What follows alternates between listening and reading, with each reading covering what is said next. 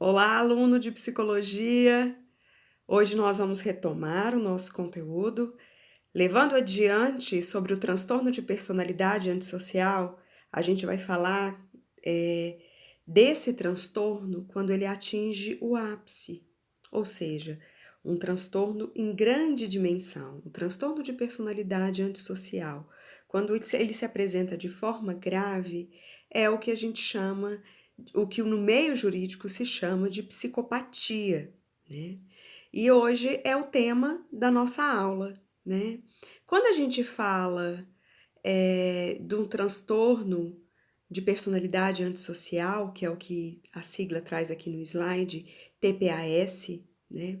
É sempre uma avaliação mais comportamental, ou seja, não existe um exame que possa demonstrar até hoje com certeza que a pessoa é portadora desse transtorno, né? Existem várias pesquisas que mostram que existem diferenças nas ondas cerebrais, no funcionamento, mas nada disso é determinante para que se possa fazer parte de um critério de avaliação, tá?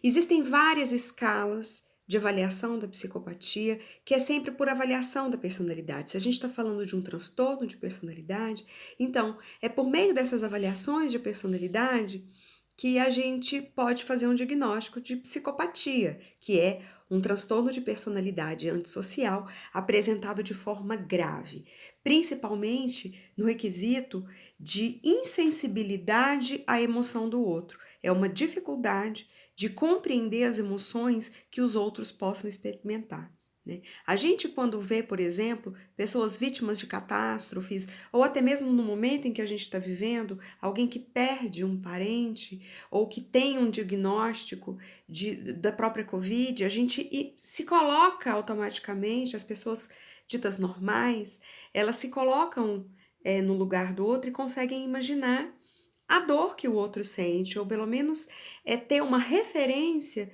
do que seria essa emoção, né? Então a gente se solidariza, a gente se compadece. As pessoas que têm esse transtorno de personalidade, principalmente a psicopatia, ou seja, manifestado num estado grave, elas são incapazes de fazer esse movimento. Elas não conseguem sentir minimamente o que é possível que o outro sinta, né? Elas conseguem compreender racionalmente, mas em sentido de afeto é uma insensibilidade completa, tá? Então, quando a gente fala da psicopatia, a gente fala de um dano global na personalidade, tá? Esses indivíduos é um estágio de transtorno de personalidade antissocial tão comprometido que existe um dano global no indivíduo. Então, existe uma ausência de sentimentos morais. Ele entende racionalmente, se ele tem capacidade cognitiva para isso, que aquilo é ilegal, que aquilo não pode, que as pessoas não aceitam, mas ele não compreende afetivamente o resultado do dano, o dano que ele pode causar ao outro. Então, ou seja, eles não sentem culpa, tá? Eles não têm nem remorso, nem gratidão. Tá? Então, uma extrema facilidade para mentir e uma grande capacidade de manipulação que esses indivíduos têm. Eu não sei se vocês se lembram de uma das reflexões que a gente fez acerca das origens do comportamento agressivo, que eu trouxe para vocês uma frase que era bem simbólica a respeito da nossa dinâmica com relação a isso, que eu dizia que a agressividade humana, ela só tem dois freios. Um é a culpa, o outro é a força. Ou seja, eu não faço o que eu vou me sentir culpado e eu não faço o que eu não tenho força para fazer, o que eu não tenho capacidade para fazer, habilidade para fazer. Esses são os dois freios para o comportamento agressivo humano. Esses indivíduos, eles não sentem culpa. Então, o único freio que eles têm é a habilidade, é o que eles são capazes de fazer. Daí a gente entende o tamanho risco que esses indivíduos podem trazer com esse comportamento adoecido para a nossa sociedade, tá bom? Essas escalas de avaliação da psicopatia, elas são específicas da psicologia, algumas utilizadas pela psiquiatria, mas geralmente quando você vai fazer uma avaliação exata da personalidade, se usam alguns testes que são muito respeitados dentro desse universo, algumas escalas, que no texto que eu coloquei para vocês, esse artigo vai fazer referência a eles, né? O teste Rorschach, que é específico da psicologia, e um teste e a outras escalas de avaliação do comportamento psicopático, tá bom? Vocês leem, se tiver interesse, dá uma lidinha no artigo completo, que na tarefa vocês têm só uma leiturinha para ler, né? Como leitura de apoio. A gente tem, quando a gente fala de psicopatia, os dois tipos, o perverso e o sádico, tá? Quando a gente fala, dentro da psicologia se fala de perversidade, no senso comum a gente fala muito que é maldade, né? Mas na verdade, quando a gente fala de perversão, de perversidade, a gente fala a origem psicológica dessa maldade. O que é isso, né? É essa insensibilidade, então perversidade seria insensibilidade de perceber o outro como alguém que tem vida própria. Então, é eu enxergar o outro como um utilitário. Ele é uma utilidade para que eu atinja o meu fim. Então, não me importa absolutamente nada a respeito do outro. Se ele vai achar bom, se ele vai achar ruim, se ele vai morrer, se ele vai ficar afetado. Não me importa. Ele vai me ser útil para determinada coisa. E é somente essa característica de perversidade que faz parte também da psicopatia, tá?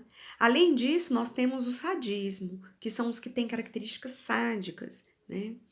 Que é quando é o extremo, é o ápice da psicopatia, tá? Que ele pode trazer também a questão da perversão e ele traz, e num grau ainda mais comprometido, a questão do sadismo, que é quando a dor alheia, a dor do outro, provoca nele um grande prazer, uma sensação de poder muito grande, quando ele submete ao outro aos seus desejos. Então, é um caráter perverso sofisticado, né?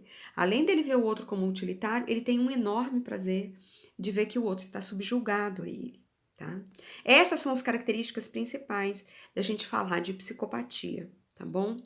Aqui eu trago para vocês o conceito do que é um serial killer, tá? Que é uma das manifestações da psicopatia, não é a única manifestação, mas é a que mais provoca curiosidade nos estudantes de direito e é a que mais tem tais complicações jurídicas, tá? Então, aqui é o conceito, uma série de 2 ou mais assassinatos cometidos como eventos separados, normalmente, mas nem sempre, por um infrator atuando isolado. Tá? Os crimes podem ocorrer durante um período de tempo que varia desde horas até anos. Quase sempre o motivo é psicológico e o comportamento do infrator e a evidência física observada nas cenas do crime refletiram nuances sádicas e sexuais. Tá? Então, esse seria mais ou menos um conceito do que é um serial killer, tá?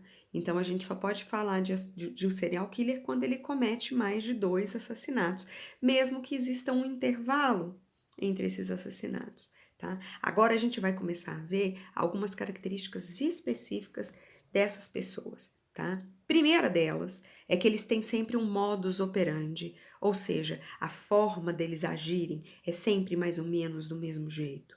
Ele protege o sucesso deles, é uma estratégia que eles criam para que eles prossigam se proteger e não ser pegos, tá? Então, para ele poder continuar fazendo, preservando a identidade dele e garantindo a fuga dele. Ele sabe que o que ele está fazendo é errado, embora ele não se sinta culpado, então ele tenta se proteger, tá? Esse modus operandi, conforme a prática do serial killer, do psicopata, ele vai se sofisticando com o passar do tempo. E quanto mais ele vai cometendo crimes, mais ele vai acrescentando detalhes operacionais nesse modus operandi que protegem a sua identidade. Então ele vai sofisticando isso, ficando cada vez mais difícil que essas pessoas sejam pegas, tá? Então ele vai acrescentando, vai aprendendo, né, a fazer aquilo com maior sucesso, mantendo o seu anonimato, né?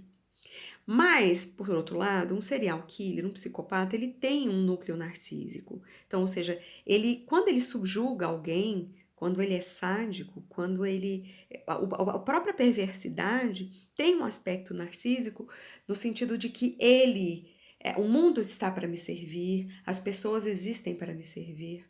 E ele sente muito bem quando isso vem à tona, vem à mídia. E por isso ele tem um ritual, não só pelo núcleo narcísico, mas é porque é, é um mundo simbólico em que ele vive. O outro, a vítima, ela é uma peça utilitária num cenário em que ele monta para poder ele trazer à tona o seu conflito e revivenciar ele quantas vezes ele precisar, tá? Então, esse ritual de assassinato, ele é simbólico, tá? E ele é fácil identificar isso, vocês vão ver em filmes, no filme que eu vou colocar para vocês assistirem, que são esse ritual que cada um desenvolve, são os comportamentos que cada um desses psicopatas desenvolve que excede o que precisava. Bom, o que ele precisava para matar a pessoa? Ele precisava de alguns comportamentos específicos, mas sempre tem algo que excede isso, que geralmente é ligado a esse mundo simbólico, psicológico do indivíduo, tá? Então, geralmente envolve parafilias, tá? Como cativeiro, né? Como outras práticas ligadas à perversão sexual, tá? Quando a gente fala de parafilia, a gente está falando dessas perversões de características sexuais. Existem inúmeras, mas essa é algo que acompanha muito um serial killer, tá? Então eles usam muito o cativeiro, tem a escravidão, o próprio posicionamento do corpo, a própria ferramenta que eles podem utilizar, é como eles vão estar montando um cenário, com todo um figurino, com todo o que é necessário para poder trazer esse roteiro psíquico, da dinâmica psíquica, do conflito psíquico que eles fazem parte da vida dele, eles vão representar isso no momento do crime, né? E a vítima, ela é um fantoche, ela é um personagem.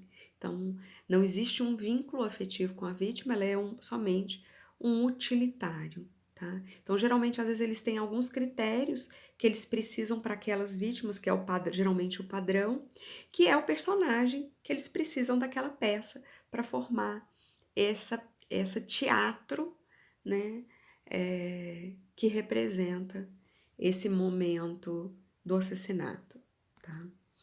Essa assinatura é uma mescla do comportamento, do modus operandi dele, ou seja, a forma dele executar o crime, e os rituais dele, tá? Então, isso que é a assinatura. Cada serial killer tem na sua história um jeito dele sempre matar, e eles acabam identificando um serial killer por essa assinatura, né? Então, os grandes notícias que teve de serial killers se identificava que era aquele porque sempre agia do mesmo jeito. No Brasil, a gente tem alguns, eu não vou nem fazer referência aqui a alguns americanos, mas no Brasil a gente tinha o Chico Picadinho, que foi extremamente estudado o caso dele, que ele esquartejava prostitutas, e a gente tive recentemente, além de em Goiânia, o daqui de Goiânia, a gente tinha o Maníaco do Parque, que também tinha assinatura bem característica de estuprar e matar a vítima por enforcamento num parque e tendo ali o seu jeito de atuar, tá? Essa é a assinatura. Então, na medida em que encontrava uma vítima com aquele jeito de ter sido morta, já se associava diretamente a provável serial killer, né? Ou seja, é a assinatura dele, né? Quando a gente vê as assinaturas, é possível a gente já começar a identificar que tipo de serial killer é esse. Ele é organizado ou ele é desorganizado, tá? Que são duas formas, duas condutas diferentes dos serial killers. A gente vai ver isso no próximo vídeo para não ficar muito longo.